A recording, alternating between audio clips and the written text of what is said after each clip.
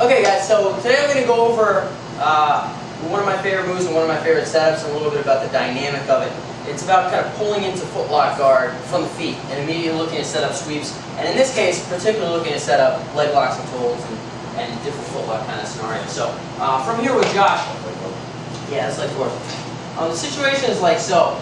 There's a lot of ways to pull guard, and there's a lot of ways to pull into different sweeps and kind of start yourself off into a sweep. I don't really believe in pulling guards for the sake of pulling guard. I believe into pulling into a sweep into having initiative. Just like I wouldn't tie up with Josh without having a set up into a takedown right off of that tie up, I wouldn't pull guard without immediate initiative. Pulling guard needs to be aggressive. It needs to put him on his heels and set up attacks, set up transitions, immediately put you in advantage. So I don't just believe in pulling guard to pull guard. The benefit of pulling to inverted is that I can immediately bring my hips to access Josh. Some guys pull inverted in kind of like a more passive way, which I don't necessarily think is wrong, but especially in the gi, you'll see guys kind of get their grips and they'll just set up into situations like this. Well, now they get all spidery and go all Ryan Hall style and set up triangles and everything.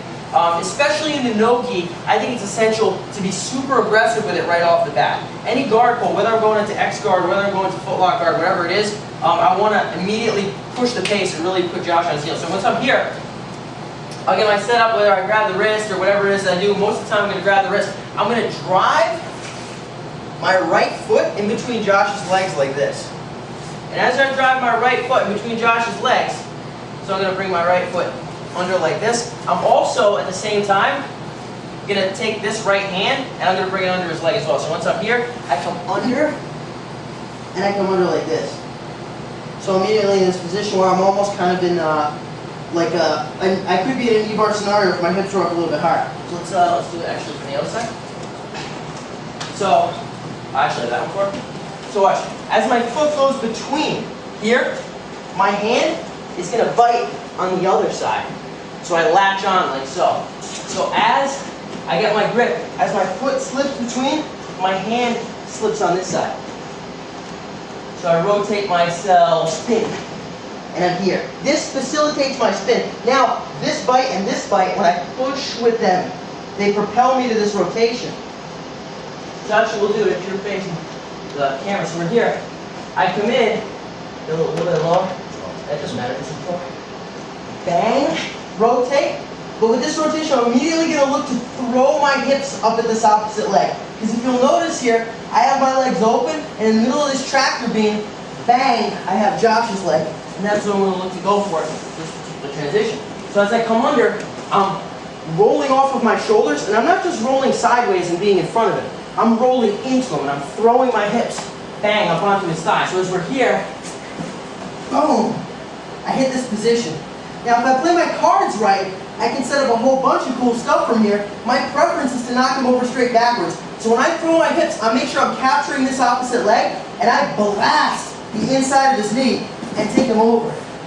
And once I take him over from this position, as you can see, this leg is controlled. Could I set up an E-bar from here? Yeah, I probably could.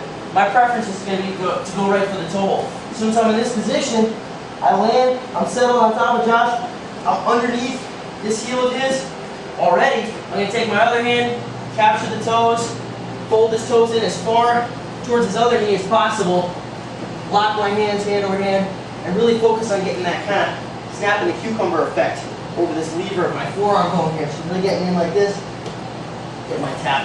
So once more a little bit quicker. I'm here, I come in, again my foot slides between, and I'm not sliding from this distance, I'm sliding way under him, and at the same time, I'm rolling towards him. So I'm not rolling just sideways along this track, I want to roll into him. So I'm here, boom, knock him over, capture the toes, this hand's already underneath, capture the toes, hold this elbow down, and I immediately lock it up. So I land here, 1, 2, bang, and get my finish right from there.